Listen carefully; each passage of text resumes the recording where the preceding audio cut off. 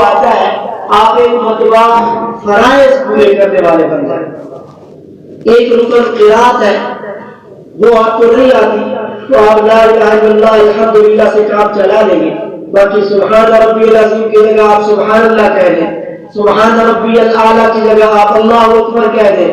اوپر نیچے تحیات میں بھی آپ اللہ کی کوئی تسبیح بیان کرتے رہیں, آپ کو چھوڑنے کی اجازت نہیں. حتیٰ کہ علماء نے لکھا ہے کہ اگر کوئی حیض والی عورت ہو تو اس کے لیے بھی شرعی حکم یہ ہے کہ اب نماز پڑھنا اس کو فرض تو نہیں ہے, نماز سے اس کو روک دیا گیا, لیکن نماز کا جب وقت آئے تو وہ وضو کر لے اور وضو کر کے جس طرح پہلے اپنے وقت پہ نماز پڑھتی تھی اس طریقے سے مصلی پہ بیٹھ جائے. یعنی اس وقت میں اللہ کو یاد کرے, وہ اپنی عادت اور ترتیب نہ بھولے. اسی طرح صحیح مسئلہ ہے کہ آپ کسی ایسی جگہ میں موجود ہیں جہاں پہ آپ کو نہ پانی ملتا ہے کہ آپ وضو کر سکیں, نہ آپ کو مٹی میسر ہے کہ آپ تیمم کر سکیں.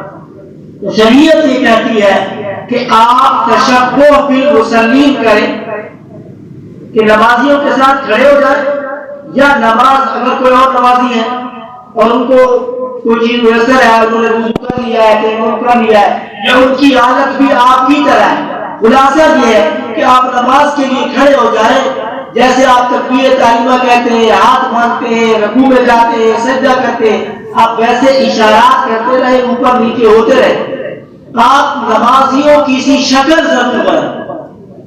پھر بعض ائمہ کے نزدیک بعد میں پڑھنی پڑے گی, اور کچھ علماء تو ایسے ہیں وہ فرماتے ہیں کہ جب آپ نے اس وقت میں تشبہ یعنی مشابہت اختیار کر لی اور آپ کے پاس نہ پانی تھا کہ آپ وضو کر دیں, نہ آپ کے پاس مٹی تھی کہ آپ تیمم کر دیں, آپ نے وہ شکل بنا لی, اللہ اسی آپ کی شکل بنانے کو بھی قبول فرما لے. آپ کی نماز قبول ہو جائے گی, چھوڑنے کی اجازت نہیں. آپ آسمان پہ ہیں یا زمین پہ ہیں یا فضا میں معلق ہیں, آپ کو دونوں چیزیں, ان کو طہورین کہتے ہیں, اور اس نمازی کو فاقد الطہورین یعنی ایسا نمازی جس کے پاس نہ پانی ہو نہ مٹی ہو, لیکن نمازیوں کی سی وہ شکل بنائے, نماز کی طرح وہ اپنی صورت بنا کے نماز اسی طرح اوپر نیچے اشارات کرے, رکوع میں بھی جائے, سجدے میں بھی جائے, لیکن وہ صرف حالت بنا لے, اللہ اس حالت کو بھی قبول فرما لے گی. خلاصہ کیا ہے, چھوڑنے کی اجازت نہیں. کوئی ایسا پہلو یا ایسا خانہ نہیں ہے کہ جس میں آپ کو یہ کہا جائے کہ جی آپ نماز چھوڑ دیں. اسی سے آپ اندازہ لگا لیں نماز کی اہمیت. اور پھر فرشتے کوئی رکوع میں کھڑا ہے, کوئی قیام میں ہے, کوئی سجدے میں ہے, یقین جانیے روٹے کھڑے ہو جاتے ہیں کہ نماز اللہ کو کتنی پیاری عبادت ہے. وہ رکوع میں ہے, سجدے میں ہے, قیام میں, وہ سبحان اللہ الحمدللہ اللہ اکبر پڑھ رہے ہیں, اللہ کی تسبیح بیان کر رہے ہیں, ان کو قرات میسر نہیں ہے. یعنی قرآن کی تلاوت یہ امت محمد صلی اللہ علیہ وسلم کے عام آدمی کے بیچ سے لیا گیا ہے. فرشتے لا یعصون اللہ ما امرهم, اللہ کے کسی امر کی نافرمانی نہیں کرتے, اس کے باوجود بھی وہ رکوع سجدے میں کھڑے ہیں. لیکن میں اور آپ اس دنیا پہ دھرتی پہ کھڑے ہو کے قل هو اللہ بھی پڑھتے ہیں, اللہ فرشتوں سے بھی زیادہ ہمیں ثواب ملتا ہے. حالانکہ فرشتے ان کی زندگی میں گناہ اور نافرمانی کا تصور بھی نہیں ہے, ان میں مادہ ہی نہیں ہے. چلو ایک نیک انسان ہوتا ہے نا, وہ گناہ سے بچ جاتا ہے, انسان خطا کا مطلع ہے. انبیاء معصوم ہے, صحابہ سے بھی آگے پیچھے اونچ نیچ ہوگی, اللہ نے ان کو معاف کر دیا. عام انسان سے بھی گناہ ہو سکتا ہے, انبیاء کے سوا کوئی معصوم نہیں ہے, صحابہ محفوظ ہے, لیکن ان میں گناہ کا مادہ بھی نہیں ہے. لیکن اللہ نے فرمایا یہ میرے محبوب کی امت کو یہ فضیلت اور شرف حاصل ہے کہ وہ قرآن میں اگر قل هو اللہ کی تلاوت بھی ٹوٹے پھوٹے لفظوں میں کریں گے تو فرشتوں سے بھی زیادہ میں ان کو ثواب دوں گا. تو قرآن پڑھنا یہ میرے اور آپ کے حصے میں آیا. امام ابو حفص کوفی رحمۃ اللہ علیہ جس نسخے کے مطابق ہم تلاوت کرتے ہیں, ہمارے یہ پاک و عرب ہندوستان میں پڑھا جاتا ہے, بڑے صغیر پاک ہوئی میں امام عاصم رحمہ اللہ بہت زیادہ قرآن پاک کی تلاوت کرتے تھے. ایک مرتبہ نبی کریم صلی اللہ علیہ وسلم کی خواب میں زیارت ہوئی اور آپ صلی اللہ تعالی علیہ وسلم نے ان کے ہونٹوں کو بوسہ دیا. اور پھر اس کے بعد ساری زندگی ان کے ہونٹوں سے خوشبو آتی تھی. شاگرد پوچھتے تھے. پھر ایک مرتبہ اصرار کے بعد انہیں بتلا دیا کہ میں چونکہ قرآن پاک کثرت سے پڑھتا ہوں. نبی کریم صلی اللہ علیہ وسلم کی خواب میں زیارت ہوئی اور آپ صلی اللہ علیہ وسلم نے فرمایا عاصم میں تمہارے ہونٹوں کو چومنا چاہتا ہوں کہ تم سارے دن اللہ کے قرآن کی کلام کی تلاوت کرتے. تو میں اور آپ کو بھی دیکھو یہ تو جیسے کہتے ہیں جتنا دور اتنا میٹھا. انہوں نے ہمت کی, انہوں نے اپنے 24 گھنٹوں میں سے اکثر وقت قرآن میں صرف کیا. اللہ نے ان کو فضیلت دی. یہ میرے اور آپ کے لیے یہ پیکج ہے. میں اور آپ بھی کر سکتے ہیں. جتنا ہم تلاوت کریں گے اتنا اللہ قبول ہے. اور میں نے پچھلے جمعے میں عرض کیا کہ ایک عام اللہ والے کی لکھی ہوئی کتاب میں انوارات ہوتے ہیں. اللہ کی کلام میں کیا انوارات ہو سکتے ہیں میں اور آپ اس کا اندازہ نہیں کر سکتے. نبی کریم صلی اللہ علیہ وسلم نے فرمایا کہ جب کوئی قوم گھروں میں سے کسی گھر میں بیٹھ کے تلاوت کرتی ہے فرمایا ان کو ملائکہ ڈھانپ لیتے ہیں. اوپر اللہ کی ایک خاص رحمت جس کا نام سکینہ ہے وہ نازل ہوتی ہے. قرآن مقدس کی تلاوت تو اللہ کا بہت بڑا انعام و اعزاز ہے. امام احمد بن حنبل رحمہ اللہ کو 99 مرتبہ خواب میں اللہ کی زیارت ہوئی. کہ اللہ آپ کے ملک کا گزریہ ہمیں قرآن پاک پڑھو. کہ اللہ سمجھے یا بلا سمجھے, مطلب ہے ترجمے کا آنا ضروری ہے یا ہمیں سمجھے پڑھو یا بلا سمجھے پڑھو. قرآن کے الفاظ اور تلفظ ٹھیک ہو ہمیں میرے ملک کا سب سے بڑا ذریعہ ہے. ہمیں اور کچھ نہیں آتا. قل هو اللہ تو آتا ہے اور قل هو اللہ کو تو اللہ نے بہت فضیلت دی ہے. 3 مرتبہ پڑھو پورے قرآن پاک کا ثواب. تو نماز اللہ کی کتنی بڑی عبادت ہے. فرشتوں کو بھی اللہ نے یہ شرط دیا ہے کہ وہ قیام میں رکوع میں سجدے میں موجود. اور پھر اللہ نے ہمارے دین میں ہر چیز کی قیمت ہے. آپ کے ظاہر کی بھی قیمت ہے, آپ کے باطن کی بھی قیمت ہے. شریعت اور اللہ کا یہ مزاج ہے کہ اللہ رب العزت کوئی ظاہر بنا کے آتا ہے, اللہ اس ظاہر کو بھی ظاہر کرتا ہے. اس لیے دیکھو میں دعویٰ کروں اپنی پاک بازی کا, میں یوں نیک ہوں, میں یوں نیک ہوں, من آمن کے من ذاتم, مجھے پتا ہے کہ میں کون ہوں. اللہ رب العزت کی ذات سے ستاری کا معاملہ کیا ہوا ہے اور اللہ رب العزت کی ذات کا کرم ہے. ہر آدمی کو اپنا پتا ہے, لیکن اللہ ظاہر پر بھی بہت کچھ دیتے. موسیٰ علیہ السلام کے مقابلے میں جادوگر آئے. فرعون نے پوچھا کیا کرو گے, کیسا تمہاری کو خاص وردی ہو, لباس ہو. کہا جیسے موسیٰ علیہ السلام نے ایک کھلا ڈولا لباس ڈالا ہوا ہے ہمارا بھی ایسے لباس بنوا دیا. 12,000 جادوگر تھے. موسیٰ علیہ السلام کی طرح کھلا لباس پیغمبرانہ لباس ڈال کے آئے. اللہ رب العزت نے ہدایت سے نواز دیا صرف ظاہر بنانے سے. اور پھر ایمان اتنا دل میں جا گزین ہوا. فرعون نے کہا وَلَأُصَلِّبَنَّكُمْ فِي جُذُوعِ النَّخْلِ وَلَتَعْلَمُنَّ أَيُّنَا أَشَدُّ عَذَابًا وَأَبْقَىٰ. میں تمہیں سولی پر لٹکا دوں گا, میں تمہیں نشان عبرت بنا دوں گا. انہوں نے 2 لفظ بولے, فرمایا فَقْضِ مَا أَنْتَ قَاضٍ, جو کر سکتے ہو کر لو, اب پیچھے ہٹنے والی بات نہیں ہے. انما تقضی هذه الحیات الدنیا, کیا کرے گا دنیا کی زندگی اور سانس بند کرے گا نا. زیادہ ہی مارے گا تو یہی کرے گا, جان نکالے گا.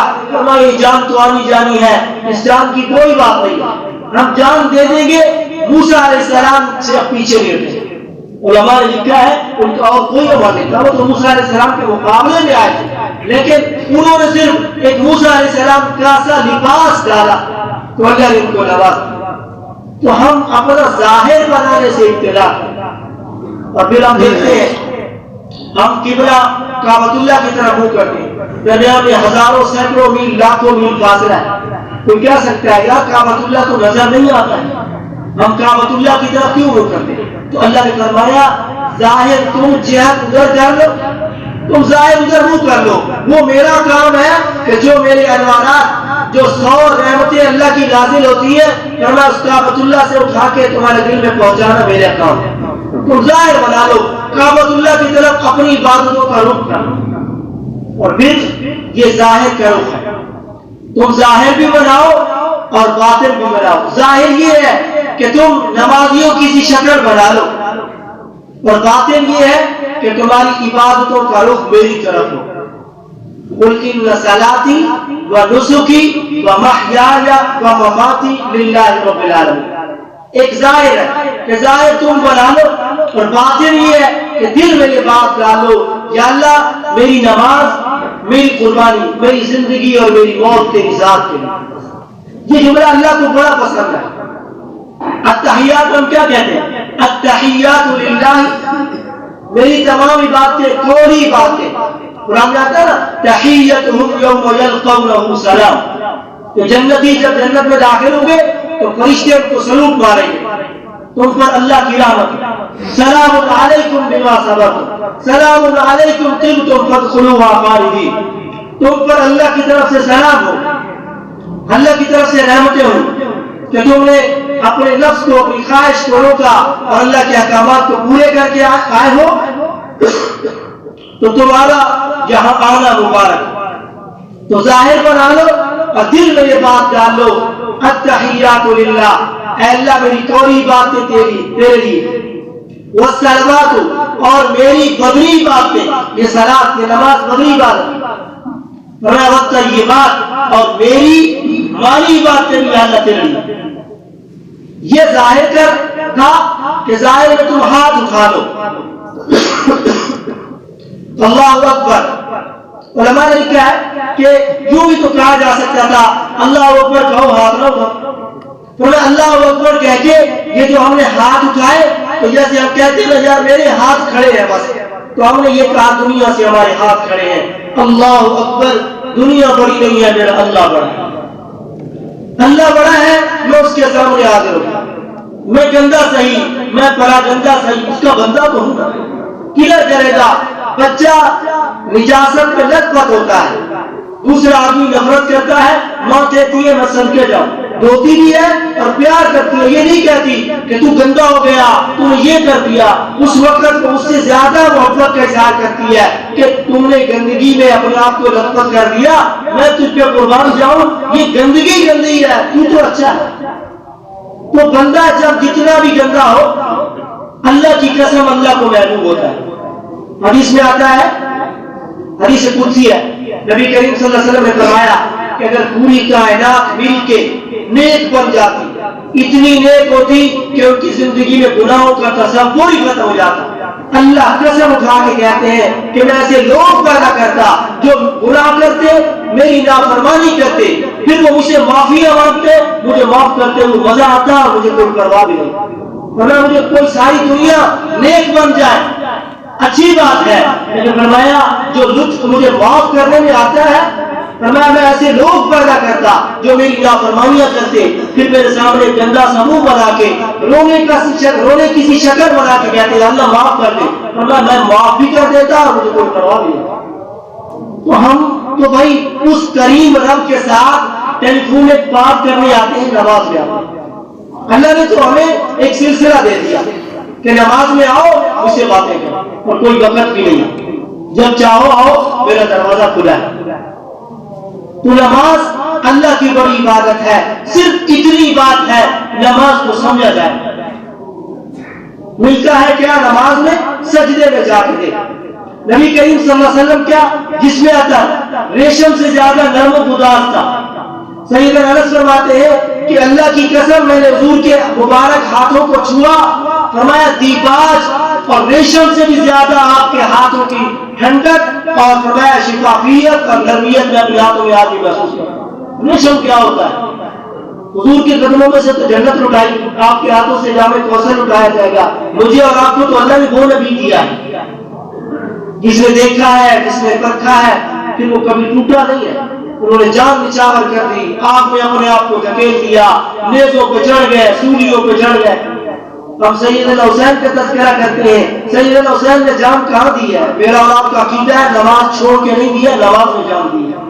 نماز میں کوئی ایسی لذت تو چھپی ہے نا، کہا چھوڑ دو مجھے نماز پڑھنے دو، پھر جو کرنا ہو سو کرنا، کہ میں اللہ سے اپنے آپ کو ایک قریبی رابطہ جو اللہ سے ہے وہ نماز کے وقت تھوڑا سا رابطہ کر لوں کہ اللہ میں آ جاؤں، میری قربانی قبول ہے۔ تو اللہ نے نماز کو اتنی بڑی عبادت کرا دی، اور پھر ہمیں جب ظاہر بنائیں گے تو پھر باطن بنے گا۔ ظاہری نمازوں کا رخ وہ کعبۃ اللہ کی طرف ہے، اور کعبۃ اللہ کا رخ یہ روضہ رسول اللہ کی طرف ہے۔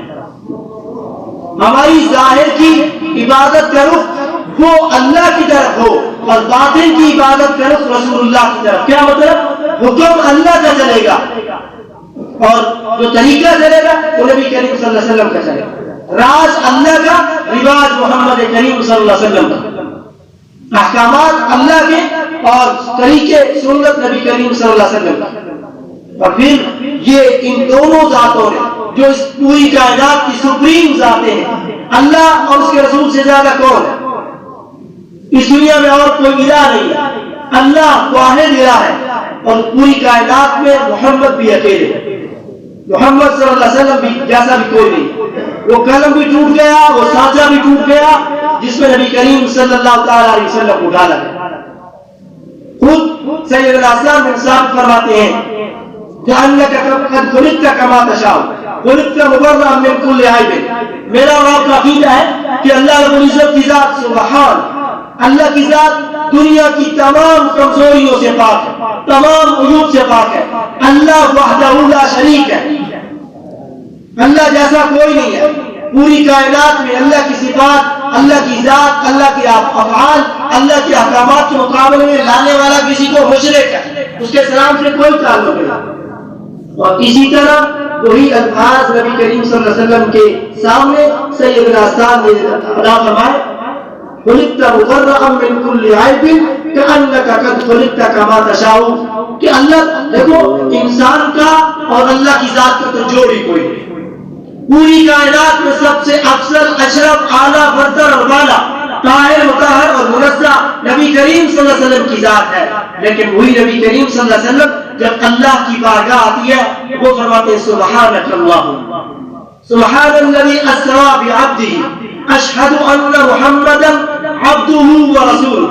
یہ تو ہم لوگوں کو سمجھ نہیں ہے، اللہ نے یہاں تین باتیں ارشاد فرمائی، دو اشہد ان محمدا عبدہ ورسولہ، یا اللہ نے عبدیت کو پہلے ذکر کیا کہ بندہ ہونا یہ بڑا شرط ہے، رسول ہونا یہ بعد میں اللہ نے ذکر کیا۔ اس لیے ہم لوگ کہتے ہیں نا نبی کریم صلی اللہ علیہ وسلم اللہ کے بندے ہیں، تو کچھ لوگوں کو محسوس ہوتا ہے اور بھائی میرے اور آپ سے تو آپ صلی اللہ علیہ وسلم کی نسبت ہی کوئی نہیں ہے، لیکن جب بات اللہ کی آئے گی تو اللہ کے تو بندے ہیں، اللہ کا تو بندہ کہنا پڑے گا۔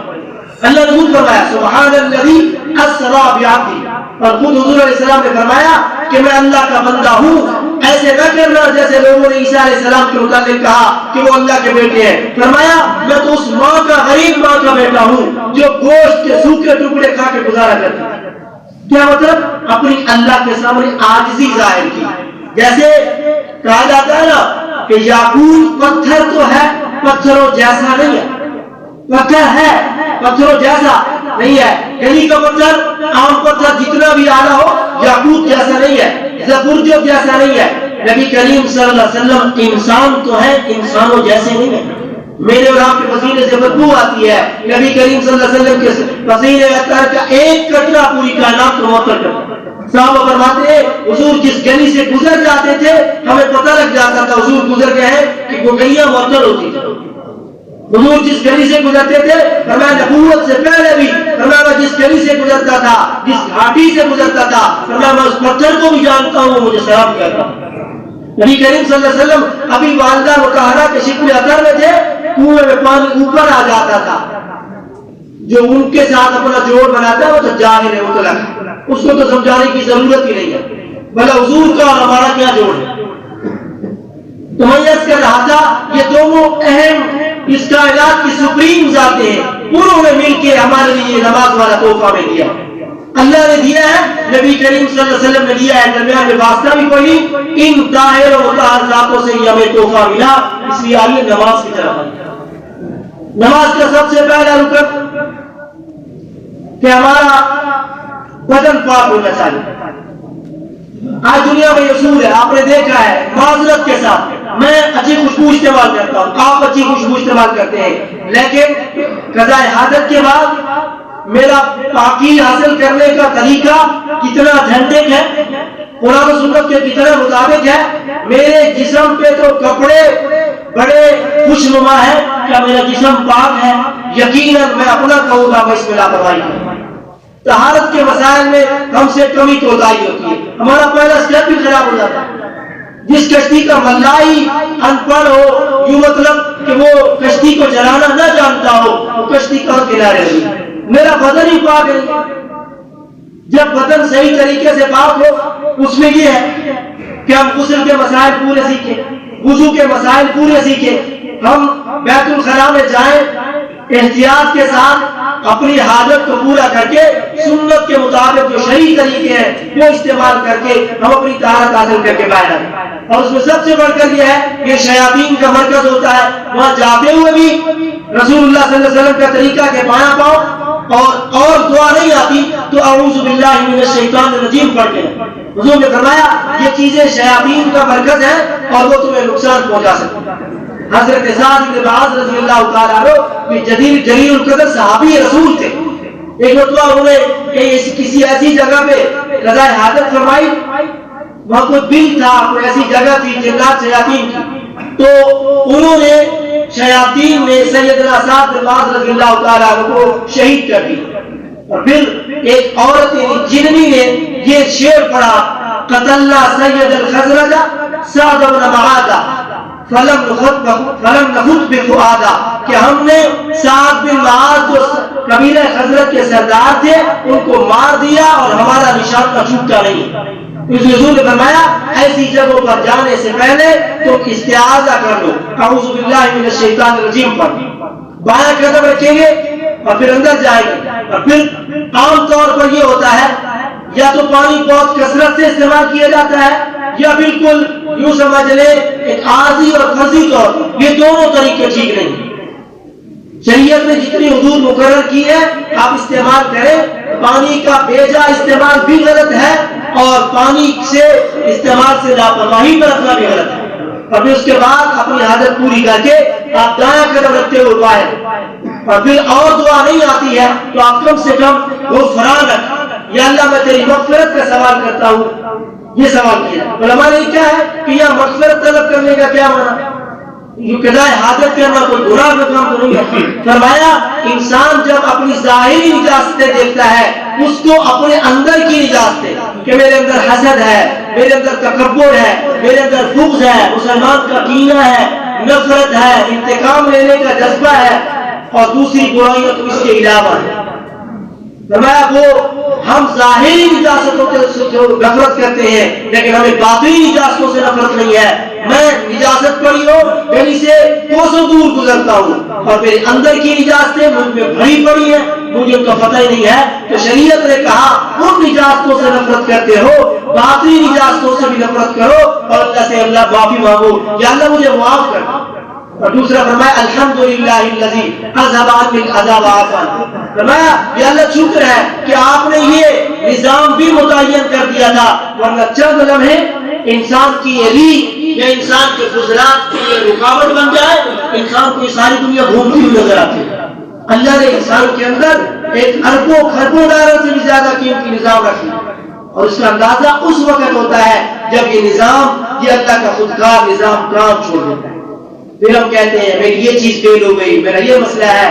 پھر ڈاکٹر بھی سر پکڑ کے بیٹھ جاتے ہیں کہ ہم آپ کو ایک لمٹ تک تو یہ سہارا دے سکتے ہیں, بیساکھیاں دے سکتے ہیں, لیکن اللہ کا بنایا وہ نظام یہ اللہ ہی سنبھال سکتا ہے. ایک گردہ ہے اس میں 10 لاکھ چھلنیاں اللہ نے رکھی ہے. کتنا ہوگا, پاؤں کا ہوگا, 1.5 پاؤں کا ہوگا, مثال دے رہا ہوں, کتنا بڑا ہوگا. 10 لاکھ سوراخ اللہ نے اس میں رکھے ہیں جن سے پانی, خون اور یہ ساری چیزیں صاف ہو کے فلٹر ہو کے ہر چیز اپنے مخرج کی طرف چلی جاتی ہے. اس نظام میں ایک لمحے کے لیے رکاوٹ آ جائے میرا اور آپ کا ہماری آواز ٹوٹ جاتی. دل ہے اس میں وینٹریکل اور آریکل اللہ نے بالو رکھے ہیں اور اتنے پریشر کے ساتھ خون, صاف خون گندے خون سے گزر رہا ہے. کوئی دیوار نہیں ہے لیکن گندا خون اس صاف خون میں نہیں مل رہا. مرض البحرین یلتقیان بینہما برزخ لا یبغیان.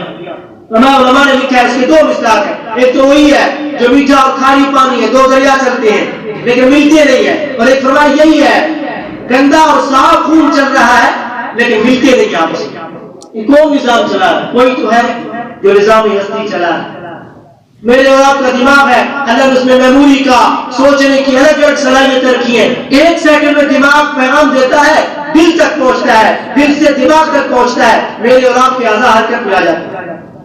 ابھی کئی میٹر دور کوئی چیز اڑ کے آ رہی ہوتی ہے، میری اور آپ کے آنکھ میں اللہ نے ایسی خودکار پتلیاں رکھی ہے، وہ پلک جھپکنے لگتی ہے.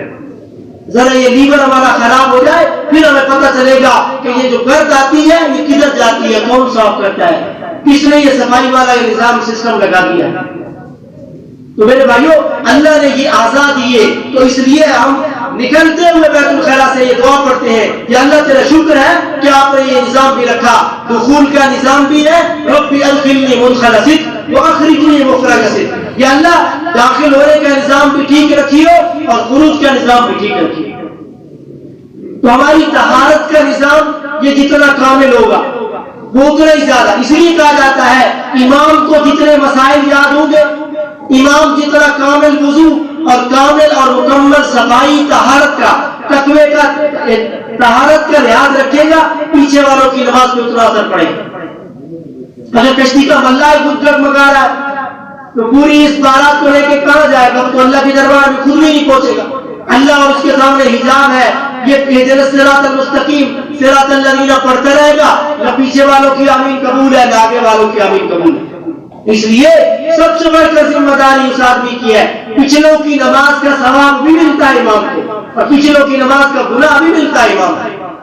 نماز جتنی کامل پڑھائے گا، جتنا ظاہر اور باطن میں پاک ہوگا، ظاہری اور باطنی دل کی بیماریوں سے پاک ہوگا، اتنا ہی فائدہ. تلفظ کا خیال رکھیں تو طہارت کا لحاظ کیا جائے. سب سے پہلے بدن کا پاک ہو. میں یہ عرض کر رہا تھا کہ میں اور آپ اکثر ہم یہ ہوتا ہے کہ ہم قضاء حاجت کرتے ہیں، بال و براز کرتے ہیں، ہم نہ ڈھیلا استعمال کرتے ہیں نہ ٹیشو استعمال کرتے ہیں. کپڑے تو میرے اور آپ کے اوپر 4000 کا سوٹ ہوتا ہے، 10,000 کا ہوتا ہے. بھلے میرے بھائیوں یہ ظاہر دنیا کو دکھا رہے ہیں میرا بدن تو ناپاک ہے، میرے سے تو فرشتے کوسوں دور چلے جاتے ہیں.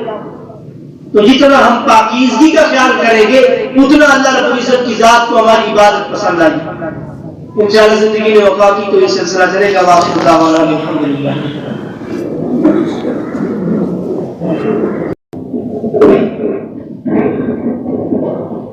الحمدللہ وحدہ والصلاة والسلام على من لا نبي بعده.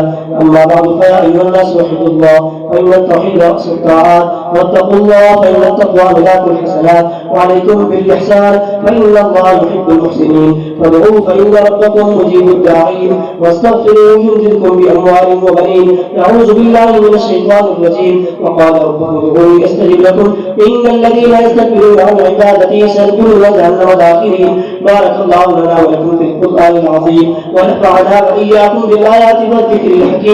أستغفر الله لي ولكم ولسائر المسلمين فاستغفروه إنه هو الغفور الرحيم.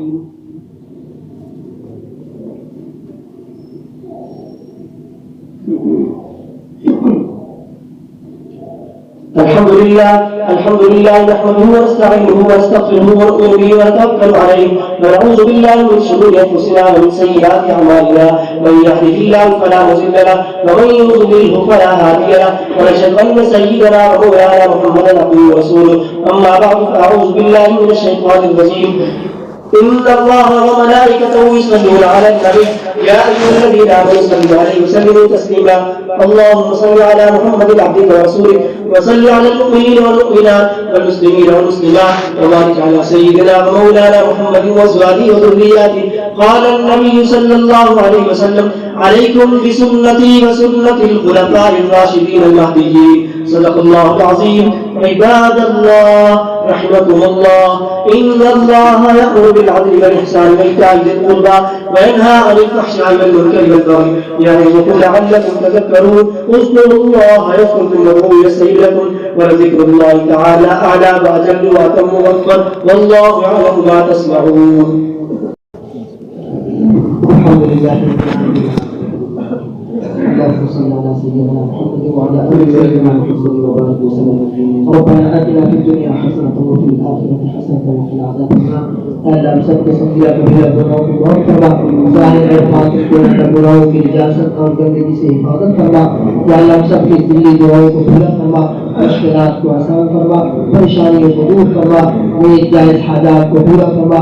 یا اللہ ہمارے دلوں کو کینہ سے یا اللہ صاف فرما، بغض حسد نفرت کا خاتمہ فرما، دشمنی اور انتقام کے جذبات کا خاتمہ فرما، ہم سب کو آپس میں شیر و شکر فرما۔ یا اللہ آج ہم کسی سے بغض رکھتے ہیں، بس اعتمادی کرتے ہیں، کل اگر آپ ہمارا معاملہ آپ کے ہاتھ میں آ گیا اور آپ نے معاف کرنے سے انکار کر دیا پھر ہمیں کون چھڑائے گا؟ یا اللہ آپ سب کو درگزر کرنے کی توفیق نصیب فرما، محبتوں کو یا اللہ عام کرنے کی توفیق نصیب فرما۔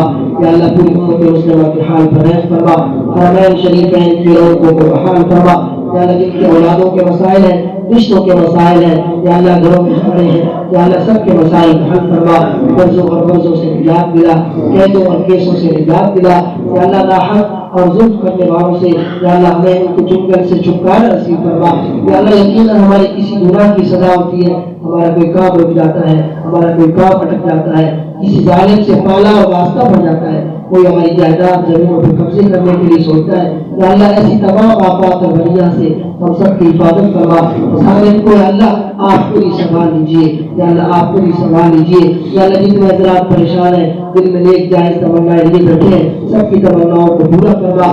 یا اللہ رزق حلال کی فراخی نصیب فرما، دین پر استقامت نصیب فرما، صبر ثابت قدمی نصیب فرما، عزت ناموس مال جان اولاد کی حفاظت فرما، ہم سب کے عقیدے اور عمل کی حفاظت فرما۔ یا اللہ ہمیں صحیح رزق نصیب فرما، صحیح عقیدہ نصیب فرما، بدعات سے شرک سے رسومات سے سب کی حفاظت فرما۔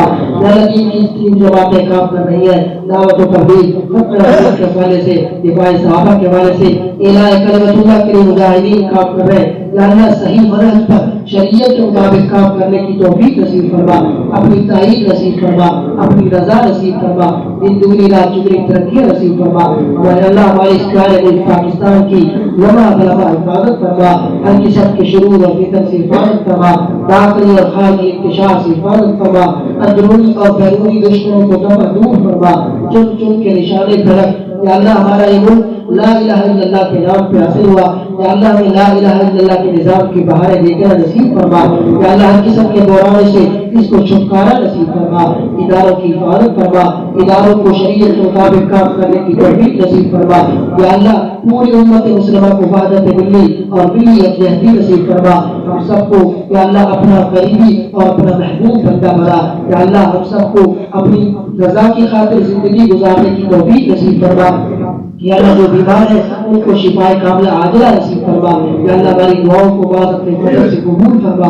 وصلی اللہ تعالی علی خیر خلقہ سیدنا محمد و آلہ و اصحابہ اجمعین۔